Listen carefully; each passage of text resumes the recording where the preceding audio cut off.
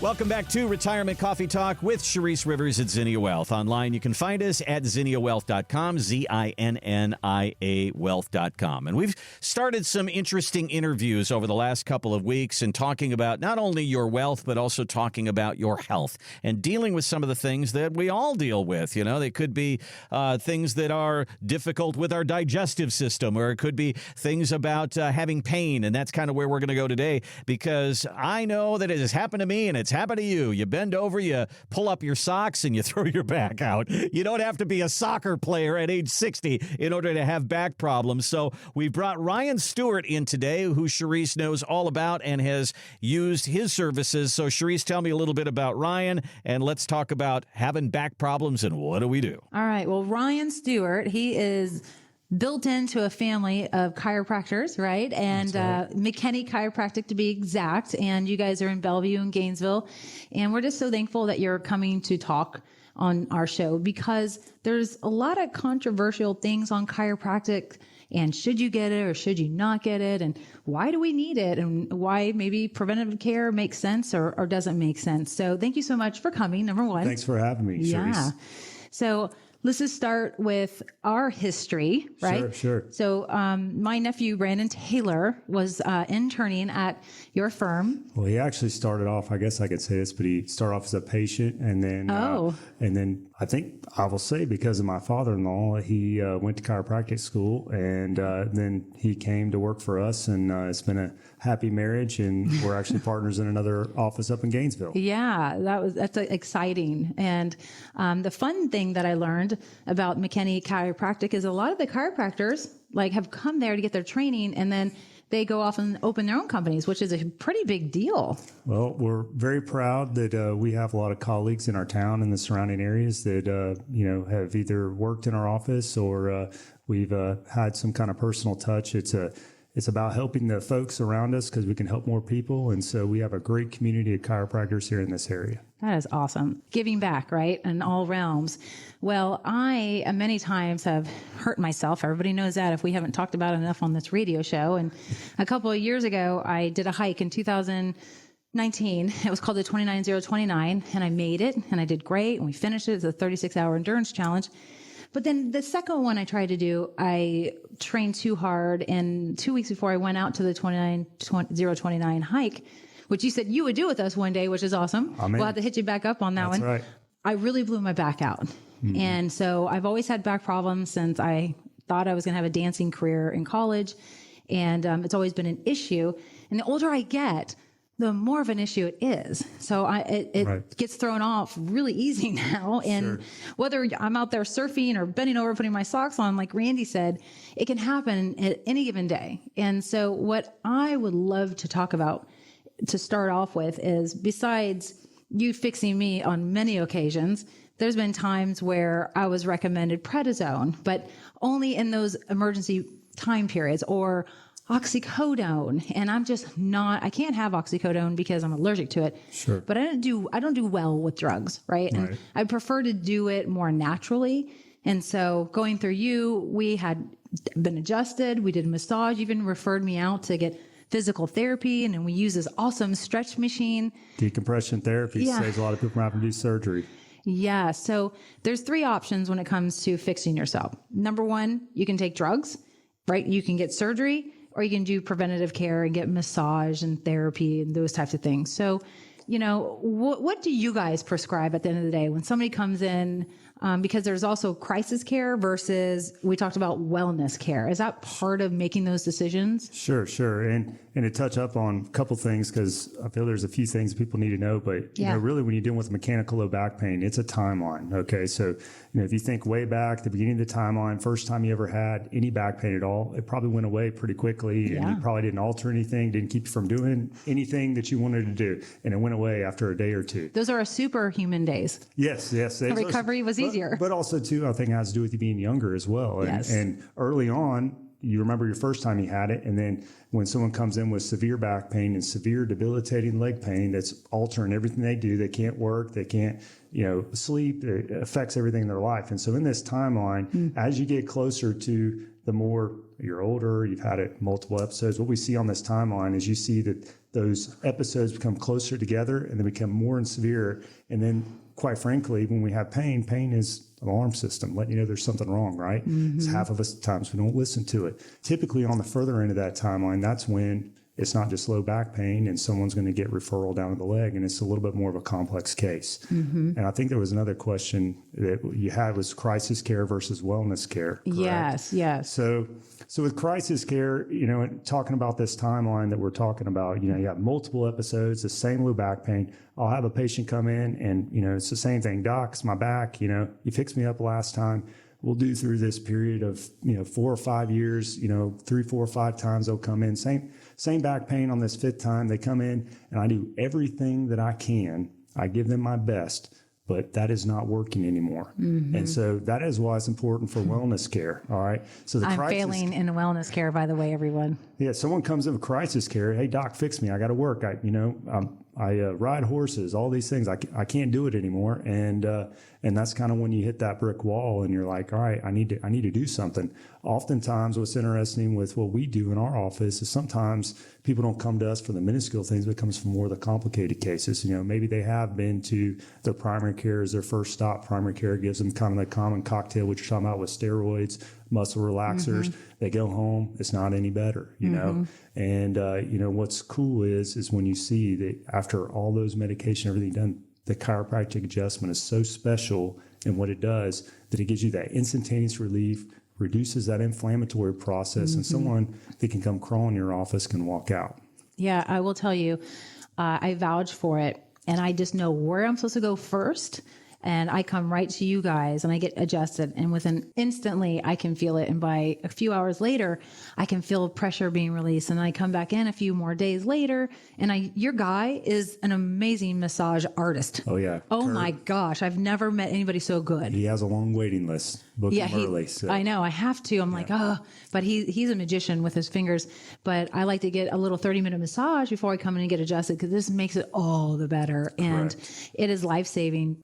You're listening to Retirement Coffee Talk with Charisse Rivers at Zinnia Wealth. Online, you find us at zinniawealth.com. Today, we're talking to Ryan Stewart of McKenney Chiropractic and talking about back pain, something that we all deal with. And Ryan, one of the things that Charisse said, and I think it's worth getting into, and that is, I think drugs are so overprescribed now, and you hear people who have difficulties with oxy and things like that, and you find that the impetus of it was, I went in for back pain. Do you think that, the people in the general practitioner area and in hospitals and in emergency rooms, do you think that they overprescribe these things just to try to get people through things, and it can be very harmful? I think that, every doctor has a certain set of tools in their toolbox. And, I think that, when you do go into your primary care, they're giving you their best, it's what's in their toolbox. And, sometimes on a hot disc patient, a prednisone pack can, give you some relief. And, I think that on some of our more complex cases where I'm working with other primary cares and things and trying to help their patients, we will, do a prednisone pack early on. And that is something that we can use as a diagnostic tool as well, because typically on that pred pack, we're going to find that like on day 3, okay, that's their best day. And there's a couple different things that are going to happen after that. The first thing that's going to happen is and I'll say that as a chiropractor, that's kind of when I want to get in there when that inflammatory process is down. And that seems to, on a complex case, that seems to really get some good results with that. But what you'll see is on that day 3 is their best day. Either as they start to decrease on that prednisone, their pain is either going to start coming back on, or quite frankly, it's going to stay away for good. So, that we use that as kind of diagnostic tool to kind of see how serious of a condition we're dealing with. And then, in my opinion, I think that at that point, you do need to get an MRI, try to rule out anything else. Yeah. I had to do that. And I went and got the MRI, and they're like, oh yeah, your back's not good, Charisse. When's the last time you got an MRI? Because the prednisone, which I do not like taking, I don't like taking medication. Everybody knows that. But I wanted to say, okay, is this going to be an easy fix, or do I really need to focus on this preventative care stuff? Do I really need to? Because time isn't on my side. It's not always easy to get in, but I'm in this phase of life myself where, I can be careful about any kind of prescription drugs, number one, and I can't take oxy. and I try not to take any muscle relaxer. So I do just take some Tylenol. And if I did not come in and get those massages, and if I did not get those adjustments that give you instant relief, and after 2 weeks, I'm like back to the races, right? Sure. And that's the point where we need to continue with that maintenance care. It is super important. And that's what I'm saying as far as when someone comes with a crisis care after, seeing that patient on that crisis care 4 or 5 times, that's when, we do have to do the decompression where the adjustment may not be as effective. And then quite frankly, when we keep that segment moving in there, that slows down or stops that progression of that degeneration. And keeping that moving is going to keep you from, winding up having more of a permanent issue. Right. So, we talk about aging and mobility. I'm in my 40s. And so I have a herniated disc in my lower back and it comes and goes, right? And I'm trying to build my core and doing the abs and doing all of these things to keep it from getting injured again.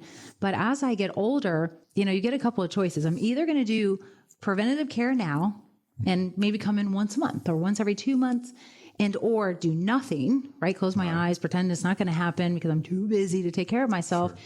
And then when I'm 60 or maybe even sooner, this injury, because I'm going to keep injuring it, obviously, is just going to get worse and worse. So does this preventative care really help to make longevity and the back pain and certain injuries extend a little further out before we have to even consider surgery, depending how bad it is? 100%. I mean, I'm a true believer in the wellness care, and I've seen it in my practice. I've been in practice long enough that I've seen how patients can respond to having, and it's not like you're coming in 3 times a week for wellness care. You come in once a month, you come in, you get a tune-up. Normally it's a fast, efficient visit. Okay. So Charisse, one of the comments you made was strengthen your core. And, once I start working with a patient, we will find that, early on they are starting to feel better. And then they'll come and ask me, say, exercises, what can I do? I need to strengthen my back. And then in the lay folks' mind, you're like, strengthen your back. That makes sense, right? Because that's what the problem is. Well, the reality is that your back is actually really strong. Okay. When those muscles are really tight back there, that's the strong part. So most Americans today have something called lower cross syndrome. Lower cross syndrome is going to be where the abdominal area is weak and the hamstrings are weak. Okay. So those are the areas that we need to strengthen. And then we actually need to stretch the back muscles and stretch the quads. Okay. And just to kind of give you an example of something with this that I use with patients is Wayne State University did a study where they muscle tested their athletes in the football team, and they muscle tested the quads, the hamstrings, all the supporting muscles in there. And the goal of the study was to try to make the hamstring and the quadricep equal. Well, because of that, they were able to go a whole season without any knee injuries. So if you think about when you're cutting, and if maybe the hamstring is stronger than the quad, they lead to ACLs. Compensating, right? Correct. So actually something pretty neat, but it kind of goes the same way with your back, to where we want to have, those, in the back, when you're having the areas where the muscles are spasming, they're really strong. We want to have that equal with what would be in the front. Got it. So core, abs, back of the legs, front of the legs, and it's a lot. So because what happens, I hurt myself, and then right away I'm like, okay, I got to work on my core again. And then I fall off and I'm like, okay, and I stop doing the abs. I keep doing the legs once a week, right? And so it's like that, just creating this routine. And when you're injured, you just have to get in that mindset, like this is forever problem. So forever, don't forget, wake up and get a couple of those workouts in, which is key. So you don't always have to lean on the drugs and the oxy and the prednisone. Maybe for that initial hit, but you really want to try to wean off of that stuff, or That's maybe not use it. It's for emergencies. Well, and where people get addicted to this stuff too. I mean, what a big epidemic out there, and you never know who's the next person that hurts their back, and all of a sudden you get them some of the hydrocodone or whatever it might be, and then they're addicted, right? And so. Scary. Yeah, it is scary, and I'm just glad I'm allergic to it. But my last injury, I did some. I went to the doctor you recommended me to go to. Oh, that was Rob Main, to be exact. Oh, we like Rob. Yeah, we like Rob. And he's like, hey, this one's gonna be a humdinger. He's like, you're gonna be in pain for a week or so, and if you got to work, so he gave me something. It didn't even work. My body's like, no, thank you. I didn't want it anyways. It didn't work. So sometimes it doesn't even work if the pain's that bad, right? Sometimes that stuff doesn't even touch it. The patients that come in and the amount of pain that they're in, it's terrible. Yeah, poor Brandon Taylor, my nephew, he was like, oh boy, what did you do this time, Auntie? I'm Aunt Reese. And I was like, well, I'm coming to the Gainesville office. And since you guys have an office in Gainesville, it's nice to be able to go there and or come to the one in Bellevue, which is really, really convenient. So it's just making the time to do it. So cool. So we covered crisis care and wellness care and core versus drugs, because I'm one of those people, I don't want to get surgery, but I know there could be a time, and I'm hoping if that time does arrive, I'm hoping that all the artificial intelligence out there, there's something like super simple. Zap me with that little red pen right there. Just fix me, Ryan. That's right. Because you gave me some good tips on a recent new injury. I came in and saw you because Brandon was in Gainesville, and it was right underneath my left side of my butt cheek. I'm like, I've got something new. He's like, what? You got a back problem? Now you got something new? And it was something very unusual. And you're like, Charisse, because it had gone on for 12 weeks. Mm-hmm. And so you're like, I know you don't want to do this. Try the prednisone. And if it doesn't heal, then we know we need to get in there and get that MRI. Right. And so that's where we're at. But I've worked through it. And it's just one of those things that you just work through. So you give great advice. So does Brandon Taylor, Dr. Taylor, I must say. And trying to stay away from the surgeries and making sure you're doing that preventative care. And aging mobility is an aging thing, and it's just coming. And if you've never had any issues, one day it could arrive. And so, Charisse, if I want to butt in here just a second, that was actually where I wanted to ask a question, because you've talked about having an injury and a crisis situation. You may not have had back pain your entire life. I didn't have any back pain, and then I did have some. I went to the doctor, and the doctor says, well, we'll do an MRI. And then when the results came back, she says, you've got stenosis, you've got arthritis in your back, and your discs are thinning. And I said, well, how did that happen? She said, you're 65. And I'm like, well, thanks a lot. Well, but that's a key thing here. I think you could not have back problems your whole life, but just simple aging of the body without some kind of an incident can bring you to a chiropractor and say, well, now what do I do? So when you're in that situation, what is the course of treatment there? Well, actually, I feel like that age is just a mindset. And I get that from time to time. One of the things that we're big on in our office, I like to take x-rays of my patients and, able to see where the degeneration is, where the problem's at. And oftentimes patients come in, well, doc, I know I got arthritis. I'm old, and I'm like, well, actually, in this scenario, this is not an age-related condition, because if we have an age-related arthritis, it's going to be contiguous throughout the spine. We're going to see that on every single level. Okay. And yours is isolated. And because of our postural situation that we have in today's day, we actually see those in really common areas. In the neck, we're going to see them at C5, C6 area. In the lower back, we see L5, S1, because when we sit, our spine actually straightens out. And unfortunately, we live a lot of sedentary lifestyles that we sit, and that L5, S1 disc gets wear and tear in there. So sometimes it can be, a old injury, or it could be a postural repetition injury that would cause that degeneration there, because that's what happens with that, is that inflammatory response in there starts to add scar tissue in there. And then when we take a film, we're going to see, bone spurs, degenerative changes. We're going to see the disc space start to narrow in there. So when my mom told me to sit up straight, she was that was good advice. Yeah. She was right. My dad always said that to me. Sit up straight. Don't hunch the shoulders.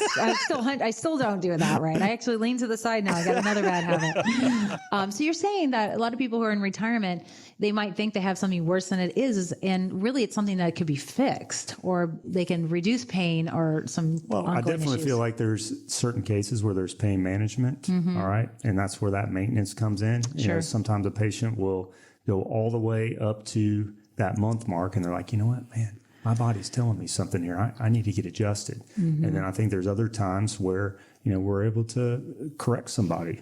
Sure. So, the myth out there is don't go to a chiropractor. That's not the best thing to do. So depending if you go to physical therapy, they'll say, they'll throw rocks at the chiropractor. Don't go to chiropractor. Some chiropractors out there said, don't go to physical therapy.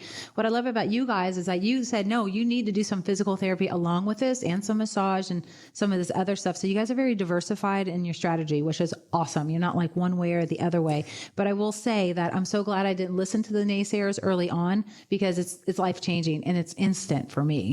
It's very gratifying. And I will tell you this, that at the end of the day, I can put my head on my pillow and I can know I did something good today. Yeah, awesome. You get patients, and we go through so many different phases with them. And in my practice, I work with a lot of other healthcare professionals, and I get a lot of referrals from, medical doctors and neurosurgeons and neurologists. And when they come in to see me, you go through all these healthcare crises. And I will say this, one of the hardest things, and I know your last segment you had with Rob Main was talking about, his concierge type medicine.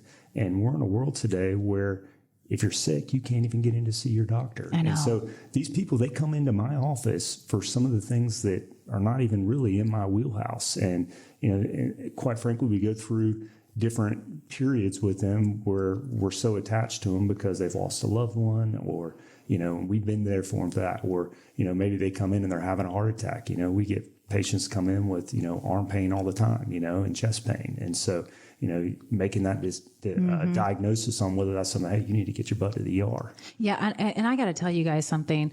You guys have like 3 appointments lined up, literally back to back, 10, 10, 10.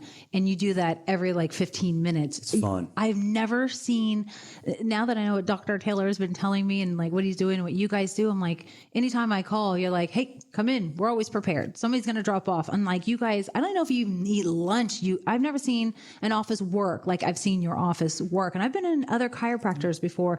And you guys are like live, breathe. Do you even go home? Well, seriously. Yes, I do. I go home and I eat my lunch and then I lay down for about 15 minutes and I go back to work. But I do have an awesome team. You do. And I've been very fortunate that, with my family, I mean, you got to realize that my wife's a chiropractor, my father-in-law's a chiropractor. I was fortunate to see and learn and how to be efficient and how to take care of people, the management and everything. They don't teach you those things in school. No. Those are learned through experience and having a good mentor.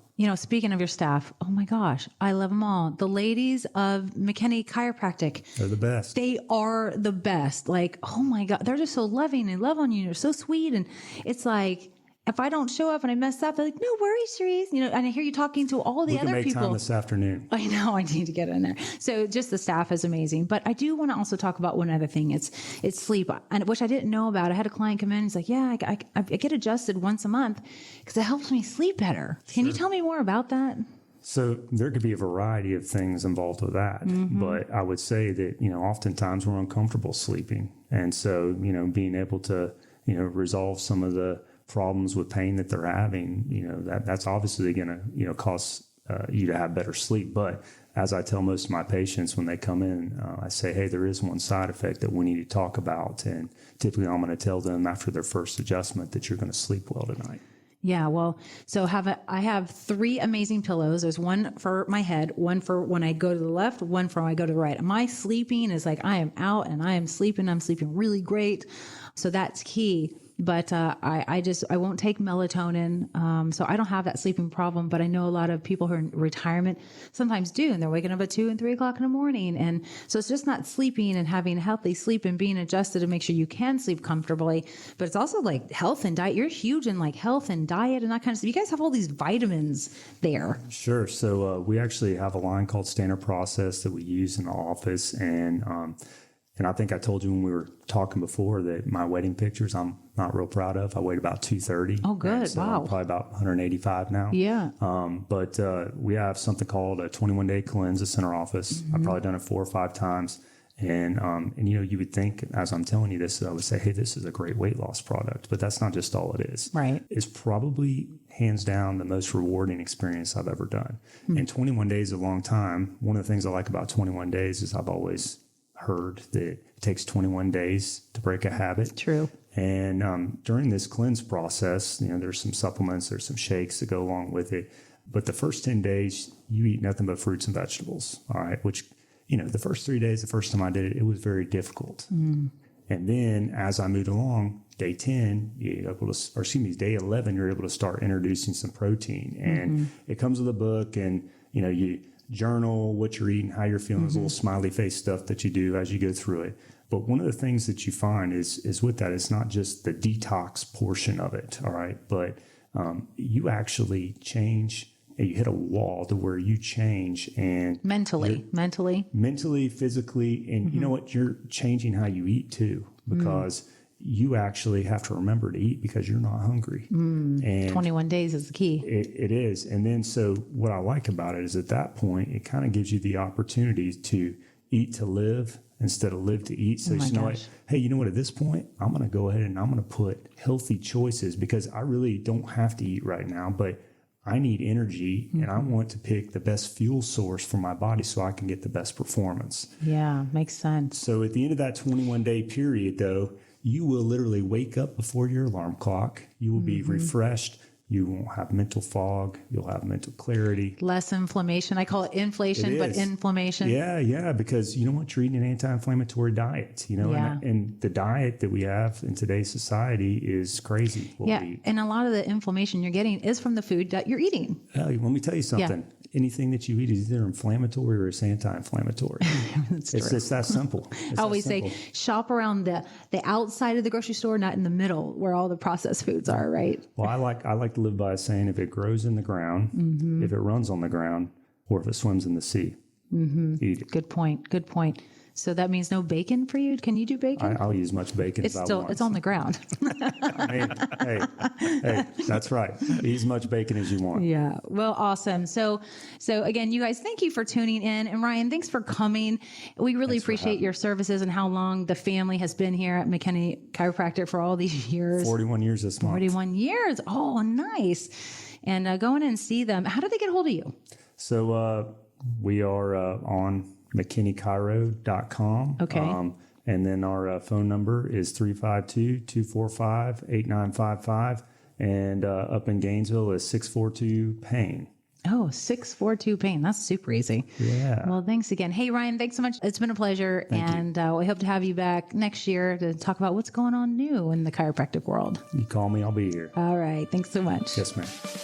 Thanks for listening to the Retirement Coffee Talk podcast. If you have questions or would like to begin the process of building a tailored retirement plan, call Zinnia Wealth at 833-368-3680 or find us online at zinniawealth.com.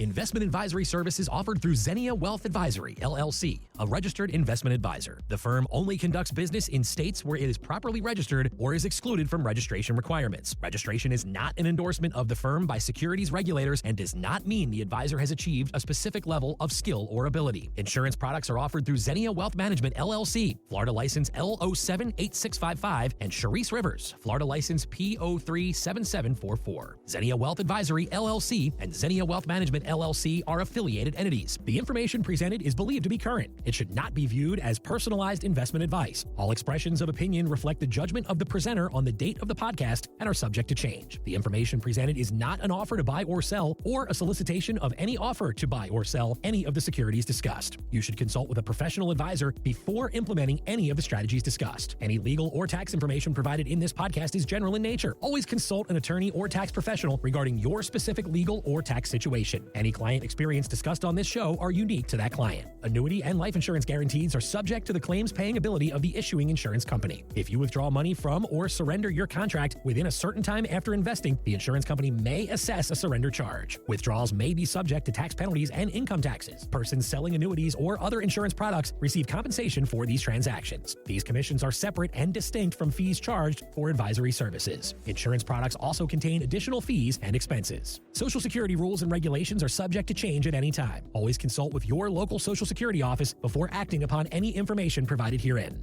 References to specific investments should not be construed as being past specific recommendations. The returns for various indices discussed in this podcast do not represent the performance of the firm or any of its advisory clients. Returns do not reflect the impact that advisory fees will have on an investment. Past performance may not be indicative of future results. All investment strategies have potential for profit or loss. Different types of investments involve higher and lower levels of risk. There is no guarantee that a specific investment strategy will be suitable or profitable for an investor's portfolio. Historical performance returns for investment indexes and or categories usually do not deduct transaction and or custodial charges or advisory fees, which would decrease historical performance results. There are no guarantees that a portfolio will match or outperform a specific benchmark. Investments in fixed income products are subject to liquidity risk, market risk, index rate risk, credit risk, inflation risk, purchasing power risk, and taxation risk. Because bond prices fluctuate continually, their yields change constantly.